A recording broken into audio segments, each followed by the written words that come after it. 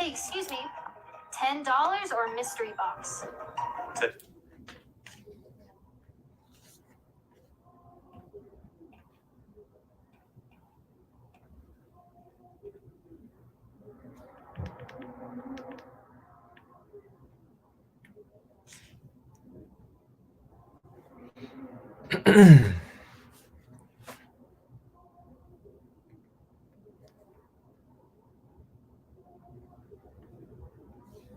All right.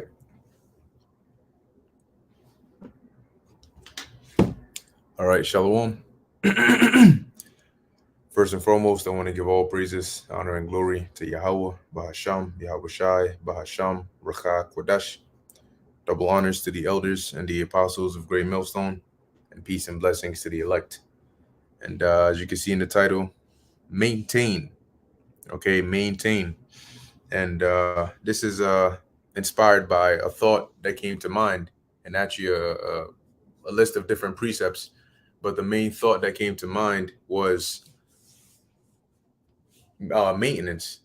Okay, in the sense that, when you're, especially in this ministry, like the apostles and brothers have said numerous times, that it's not a sprint. It's more of a marathon, meaning that you have to be able to pace yourself and maintain yourself as you go forth day by day in doing the work of Yahweh Basham Yahweh Shai. And so that is the main that was the main idea behind this lesson. Now I also wanted to do a slight response to two videos really that the elder brother Amawan Gabar had done. I watched the fullness of the first one. I didn't finish the second one, but as we've all heard by now, you had the whole IUIC so-called Passover. The whole stuff that went on there, which I've linked both of these videos in the description box, so you can get access to them and watch them. Good videos, get edified. But yeah, man. One thing that the elder brother mentioned, I think it was in this video, but he asked the question. He said, "Whose Passover is it?" Okay, whose Passover is it? Now, I mean, all I'm gonna say is, hey, this is it's definitely a scary thing to witness, that the Lord can put a spirit like that on an individual. Because seeing that, coming in on that horse and just all that stuff, I mean, personally, that would make me very uncomfortable. When you have all eyes just looking at you, all eyes in the room on you, that's like an uncomfortable feeling. It's you'd rather just want to blend in with the crowd. But I mean, for some people, they'd rather that. Now it's to the point now where the issue is, for a Passover, the main focus, okay, of the Passover, the reason we have these holy days is to call to remembrance the essence of the day. Okay, why do we celebrate the feast of dedication, or why do we keep the Passover, or these different holy days? When you read in the scriptures, it tells you that there was a precedent, right? The first time such and such happened, and after that, every year we would keep this day holy in remembrance of whatever the event was that set this holy day. And when you go back to the Passover, you have two major events. Okay, the first one obviously being the actual essence of the Passover, which was when the death angel of the Lord, passed over us while we were in Egypt, right? And the Lord had passed over us and slew the firstborn of all the Egyptians. Okay, and then you have the time of Yahushua, where he was the Passover, the sacrificial lamb that was put to death. So the importance of keeping the Passover is also in the spirit that you keep it in. And the main focus and the main attention should be on Yahweh Ba'ashem Yahweh Shai, not any one of us. So because now guess what? When you think about an event like this, right? I'm sure a lot of the people that attended that likely wouldn't have left with a solemn spirit, thinking of Yahweh Shai. They more than likely, when they think about IUIC's 2023 Passover, are going to think about how Nate came in on a horse, and how how quote unquote glorious their apparel and attire was, and how grandiose that whole situation was, and all of that. Okay, that's one thing, but then what about Yahushua? What about the things that he suffered on that night? Like that should be the main focus, because when you think about that and you're in that solemn spirit, it keeps your mind right. It puts everything back in perspective as to what we're really in this for, as to the love that Yahushua had for us or has for us, to do that, to do such and such. That gives us the strength that, hey, he prayed to the Lord 3 times for the Lord to take that cup away, and the Lord didn't. And guess what? He still went through it. These are that's the kind of spirit, okay, that the Passover should come with. But hey, once again, like I said, these are just examples, to show us that, hey, we gotta not do things that way. Okay, the Lord has examples of how to do things the right way, and then he has examples of how not to do things the right way, and they're constantly out here. But it's a scary thing. Okay, so leading into the topic of maintain or maintenance, as the Apostle Paul said, let me get that real quick. It's very important that as you continue to strive in this ministry, that you are maintaining that positive level, okay, of diligence. Let's see, examine yourselves. Oops.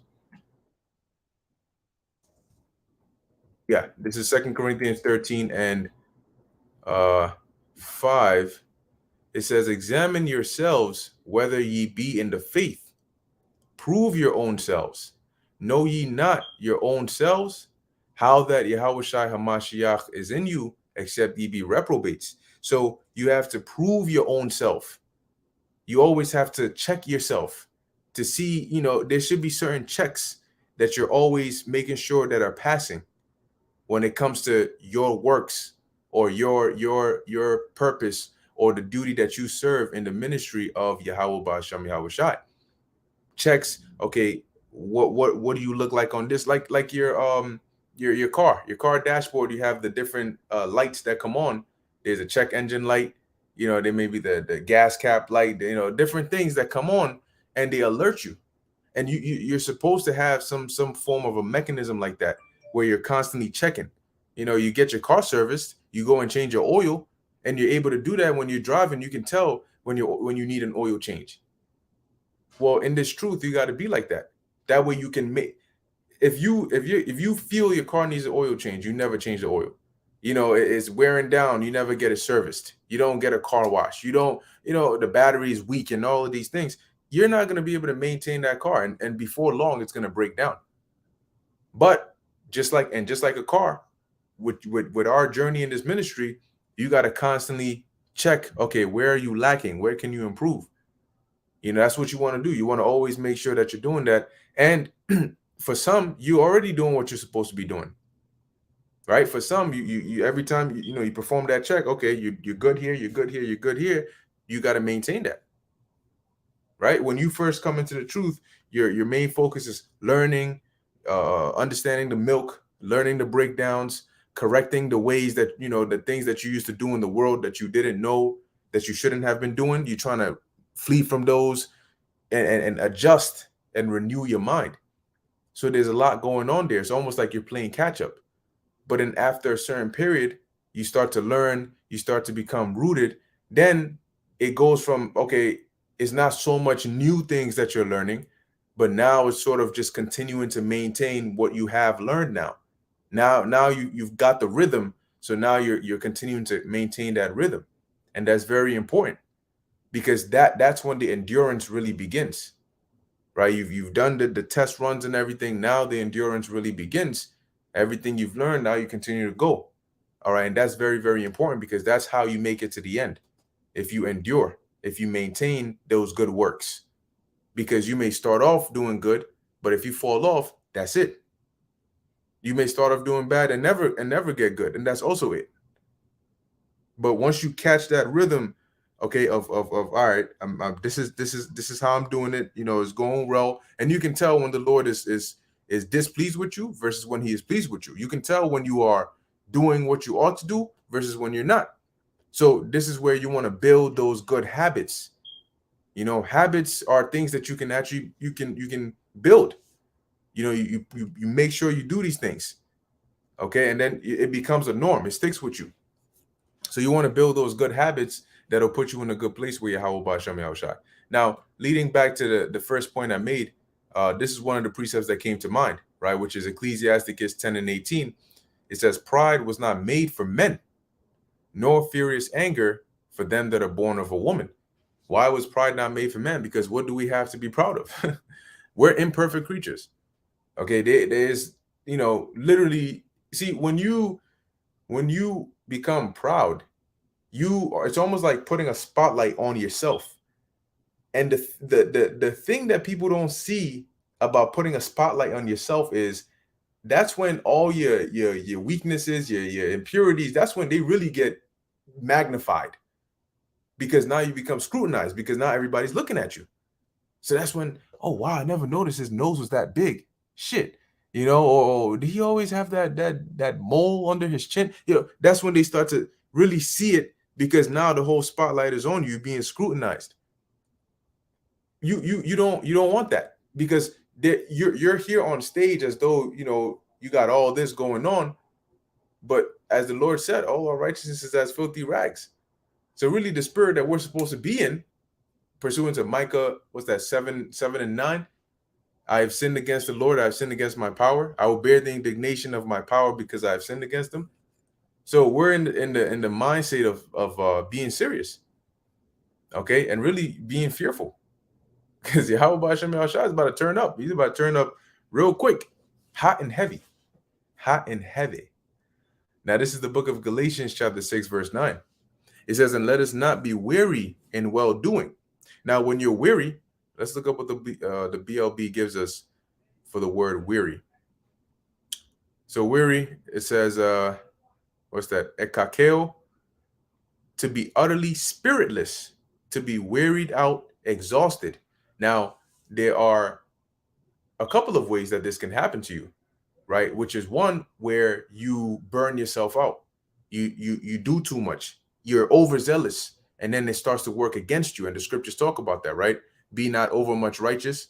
So that's where you have to maintain. Sometimes you're running too fast and you got to slow down a bit.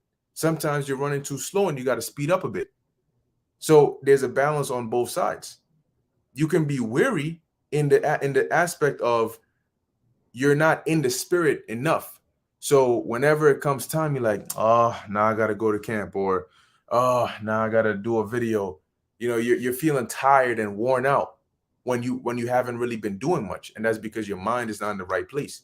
So you need to check yourself. You need to pray. You need to fast and recharge. But then you can also have the weariness on the other side of the scale, where you're doing too much and you're burning yourself out.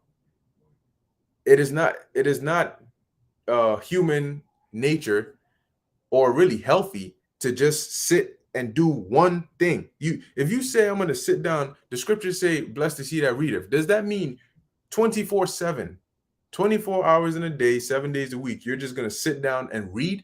Obviously not. Everything needs a balance. Okay, you're going to do lessons, you're going to be diligent. Does that mean 24/7 every single day you're going to go out at 8 a.m. till 8 p.m. and go out and read scriptures?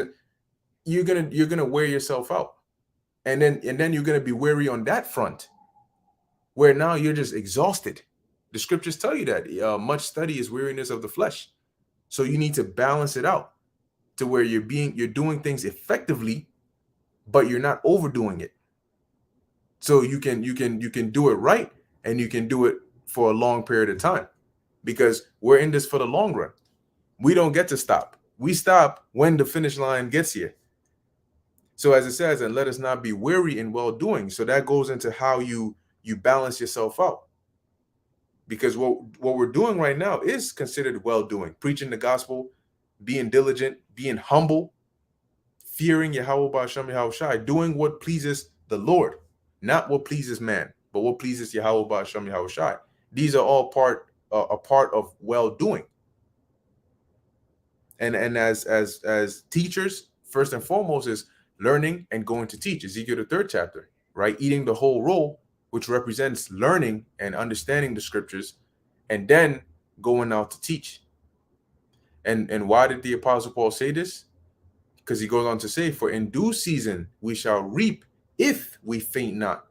So the reward is guaranteed, but that's if you can get there. That's if you don't faint. That's if you endure unto the end. And if you are able to endure unto the end, then the reward is there, right? But that's why you have to maintain that level of good works. All right, you don't want to have a good starting point and your latter end be shameful.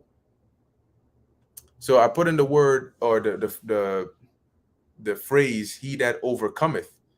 And these are the precepts that came out, pretty good ones. So let's go through a couple of them real quick.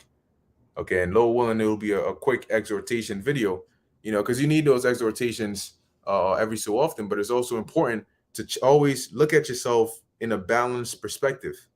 What am I not doing enough of? What am I doing too much of? Am I staying away from things I shouldn't be doing? Okay, but am I doing the things that I should be doing? There are two sides to the spectrum. It's not just, well, I'm staying away from the things I shouldn't do, but then you're also required to do certain things. So are you doing those? Right? So there's the do's and then there's the don'ts, and you got to do both. Stay away from the don'ts and do the do's. So this is 1 John 5:5. It says, who is he that overcometh? Oh, actually, no, that's not the one. Revelation 2:11. Let me start there. So this is Revelation chapter 2, verse 11. It says, he that hath an ear, let him hear what the Spirit saith unto the churches. Now, he that hath an ear is it's a dark saying, if you want to, for lack of a better word, because having an ear is not literal in this sense. Okay, this means he that has his spiritual eyes opened. Okay, his spiritual ears have been opened to understand. Because not everybody can understand this. The scriptures say that the certain things are spiritually discerned, and they that are carnal, they can't receive those things. So when it talks about having an ear, it means having that spiritual ear, the ability to understand, having your mind opened to be able to understand the true message of the scriptures. So he that hath an ear, let him hear what the Spirit saith unto the churches. He that overcometh shall not be hurt of the second death. So that's point number one. At the finish line. What is at the finish line? Fire. Fire and salvation. But if you overcome, and what is that gonna entail? That's gonna entail maintaining those good works. It's gonna entail maintaining your faith. It's gonna entail not taking the MOTB, not giving into that temptation, because that's gonna be the major test. And remaining loyal to the Lord, because right now we're in the phase of diligence. These are the do's. The phase right now we're in consists of a lot of do's, things you should be doing. You got to go out there and teach. You got to do your lessons. You got to read the scriptures. You got to, stay in the Spirit. Do these things that you have to do, and endure and maintain those good works. But eventually, we're going to get to the point where the famine of the word hits, and now there's no more going out to teach. Ain't no more doing videos. Okay, there's no more of that. And now it's the real endurance begins. That now where your life is on the line, you're being tempted on all different fronts. That's when the don'ts really come up. Don't take the MOTB. Don't sell out your brothers. Don't give in and betray the Lord. Don't, all of these different things. But he that overcometh shall not be hurt of the second death. And the second death is that thermonuclear destruction. So if you overcome, as is also written in Revelation 20th chapter, you will be delivered, and the second death will have no power over you. But in order to get to that point of overcoming, you got to endure. And in order to endure, you got to maintain. And in order to maintain, you got to examine yourself. Revelation 2:26, it says, and he that overcometh, once again, and keepeth my works. So really, what are we doing? We're doing the Lord's works. These ain't our works. These are the Lord's works. The things the work he has given us to do. Really, that's what we're doing.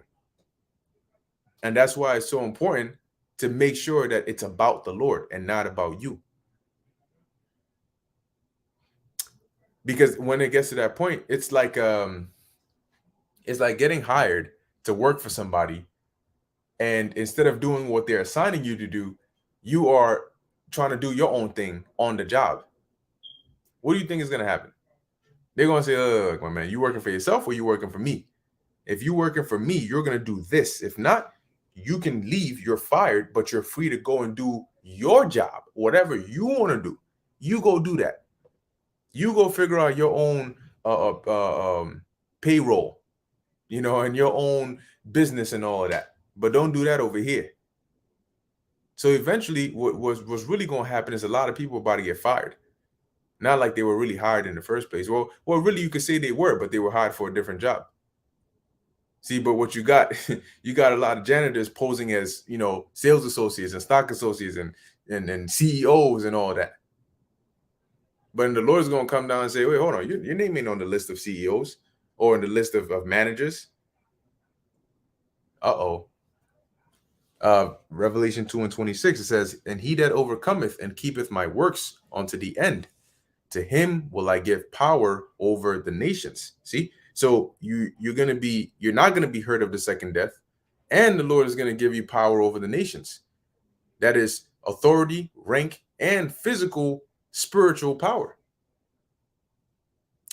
Revelation 3:5, he that overcometh, the same shall be clothed in white raiment, and I will not blot out his name out of the book of life, but I will confess his name before my Father and before his angels. Can you imagine that? Like today, somebody gives you a shout out. That's one thing. But imagine Yahushua confessing your name. What? Before the Father and his angels. So he's making it, he's declaring it, standing up for you in the heavens. And at that point, I mean, that's final. It doesn't go any higher than that. What more than to get validation, okay, by the Father because of the Son? The Son says, look, such and such, such and such. I mean, shit.